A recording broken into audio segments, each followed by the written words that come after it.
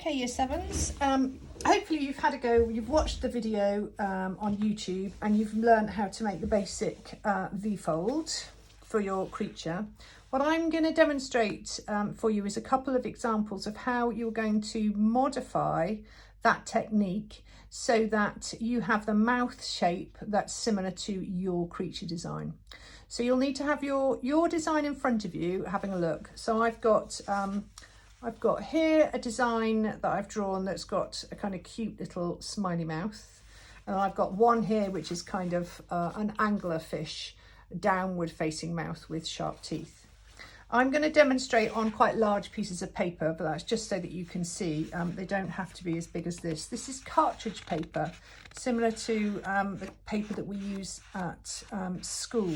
So it's thicker than photocopy paper. So if you have got some slightly thicker paper, that's better.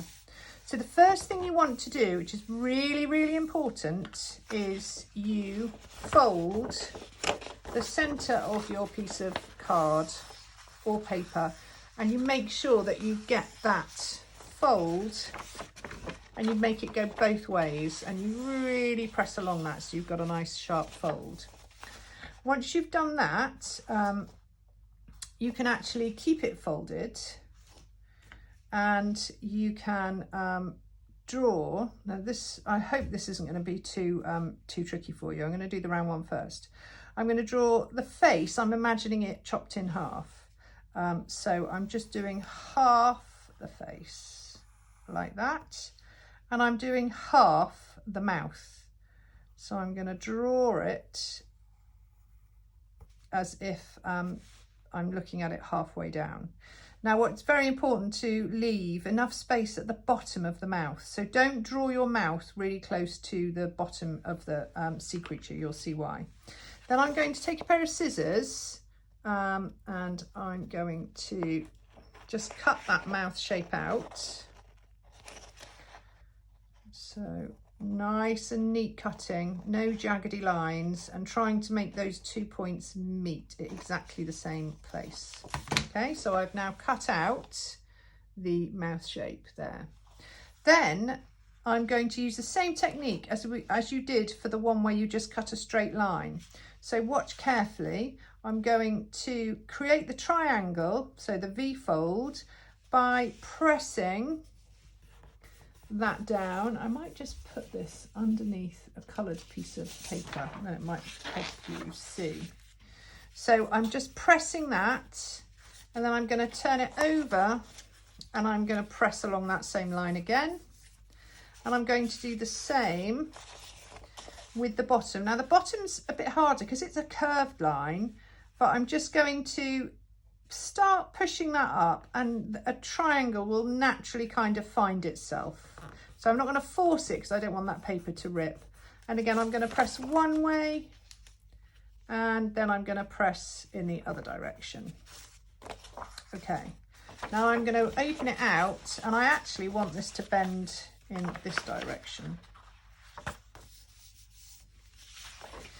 So now I have my card, and what I'm going to do is actually push from underneath the same way that you saw in the demonstration, and pull the card to, and press along those lines, and then I'm going to press up and pull that along like that. So I have a working mouth, half a face. So what I'm going to do now is draw the rest of my face in. That's a bit lopsided. And then I'm going to draw the rest of my design in. I'm not going to draw the eyes in yet because we're going to do those using a different technique, which I will demonstrate after this. So I'm going to add my features of my sea creature in, going to add the body, and you can start to see how this is going to become my wonderful design of my sea creature having an adventure underwater, and that I will then draw in around the edges so I might put a rock here, And then I want some lovely coral. Coral's very easy to do. You have to think of like cartoon hands and just do it like that. I'm going to make a bigger one come up behind. 1, 2, 3, 4, 5. Maybe another one here. So it's already starting to look a bit underwater.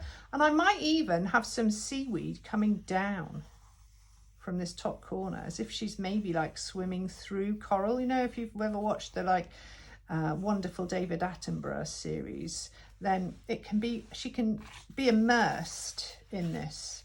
I'm going to have to draw in the eyes, even though I'm going to show you later how to do those, but it'll just help me work out where to do them. And then over this side, I'm going to have another rock, and I might do some wavy seaweed.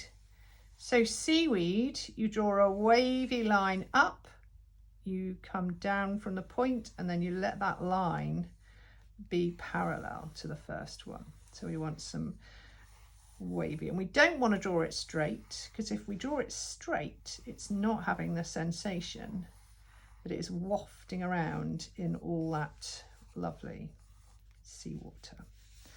We might have a couple of little fish over here, and maybe a piece of coral coming down, or even a sea anemone somewhere. It could be coming out from over here. Okay, so we will then need, if you have got a coloured piece of paper, or I mean you will have to colour in another bit of paper, we will then put sellotape, a piece of card on the back, or paper, to make the mouth, because we don't want to see all the way through. Okay, so hopefully that's how we do that shape mouth. Now I'm going to show you how to do this shape mouth. So again, I've got a piece of paper that I've folded in half and in half again. I'm going to do it just one more time for luck. Okay, I'm going to start with the mouth this time. So I'm going to draw a piece of card underneath so it stands out against that for you. Half the mouth. So I'm starting from the central point and I'm bringing that round. I might make this look even sadder actually. I'm going to bring that up like that. Now, unlike my drawing here, I've made a bit of a mistake. I need to make a bigger distance from the bottom of that mouth. So I'm going to bring that along and up. The drawing is fin. Now for this one, I'm going to get a little bit more technical, because I'm actually going to add in a couple of teeth. Now there's different ways of doing the teeth, so this is one way. I'll show you another way in a little bit. Actually, I'm just going to change the angle of that head. I want it to be a little bit higher up than that. Okay, that's better. So again, with my scissors, watch carefully, I'm now going to cut, but then when I get to the tooth, I'm going to slide the scissors around, and I'm actually going to cut around that tooth, cut down to there. Now, instead of trying to turn the scissors around, that's going to be too difficult to do. I'm going to bring the scissors back to the center point. I'm going to go around this tooth. That can cut that bit off. I'm going to cut back up there. Nice and slow and controlled, careful cutting. We'll become scissor experts by the end of this. And around, and again I want to meet that point, so go nice and slowly. Yes. Okay.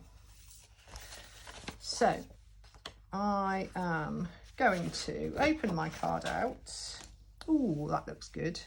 And I'm going to draw, trying to make it as symmetrical as possible, but it doesn't actually matter too much. If he's a bit lumpy and bumpy, I think it makes them look more realistic. So this one is going to have strange triangular eyes, because I don't want him to look that friendly. He's not going to look cute, and he'll have a little bit of light reflection. Remember, I'm going to show you another way to do the eyes. Okay, so now, and I'll draw in his dangly angler thingamajig. I'm going to create the pop-up. So I want to make the triangle of the mouth, but I don't want to go past his chin. So pressing, turn it over, press in the other direction, turn it over. Right, that's definitely pressed. And now this top one, the slightly weird one. Okay, so watch, I'm just going to put my fingers on the top, holding down, thumbs underneath. I'm going to gently, I'm not forcing this, but I'm trying to find the natural way it wants to make a triangle. Fold in the opposite direction. And once more for luck. Now, what I do need to do is I need to make the card fold in. Okay, that's really important to do that. Now watch carefully. So I'm going to push from behind and I'm going to close the card over so that we are making the direction of that fold happen in that way. And then I'm going to do the same at the top. So I'm going to press up, press and fold. And now we have a lovely mouth. So if I now turn that over and I line up, if you're working on much smaller, then obviously you can make your piece of paper much, much smaller. Must make sure the fold and the fold are lined up in the same place. I'm just going to put a couple of bits of tape on here. I'm not going to tape it all the way around because we will be hopefully making a front cover for your book, and this will then be hidden. You won't see that. So there we have our scary looking anglerfish. How do you do? So I'd like you to have a go at making one yourself. Thank you, your sevens.